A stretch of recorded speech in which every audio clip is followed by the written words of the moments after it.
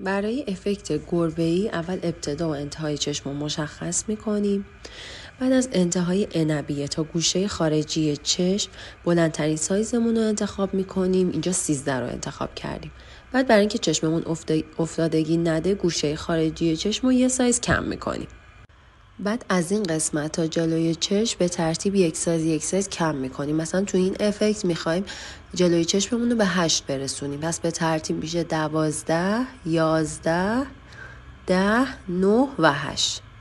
برای افکت عروسکی باید بلندترین سایزمون وسط چشممون باشه. پس ابتدا انتهای عنبیه رو مشخص میکنیم. بلندترین سایزمون که 13 رو اونجا قرار میدیم. بعد به قسمت گوشه خارجی چشم که میریم 3 سایز کم میکنیم. میشه 12, 11 و 10. بعد برای قسمت داخلی چشم 4 سایز کم میکنیم. میشه 12, 11, 10 و 9. افکت سنجابی هم ابتدا انتهای چشم رو مشخص میکنیم. چشم رو به 2 قسمت مساوی تقسیم میکنیم. بعد ابتدای عنبیه رو مشخص میکنیم.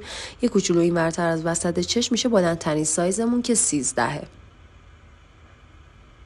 بعد با توجه به افتادگی پلک سایزامون رو کم میکنیم که اگه افتاده تر باشه 4 سایز هم میتونیم کم کنیم. اینجا ما 3 سایز کم میکنیم که میشه 12, 11 و 10.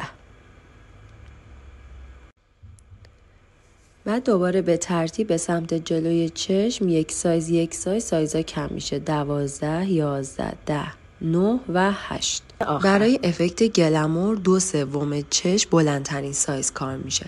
یعنی از انتهای عنبیه تا گوشه خارجی چشم سایز 13 کار میشه. بعد برای اینکه چشممون افتادگی نده مثل افکت گربه‌ای یه سایز گوشه خارجی چشم رو کم میکنیم. یعنی 12.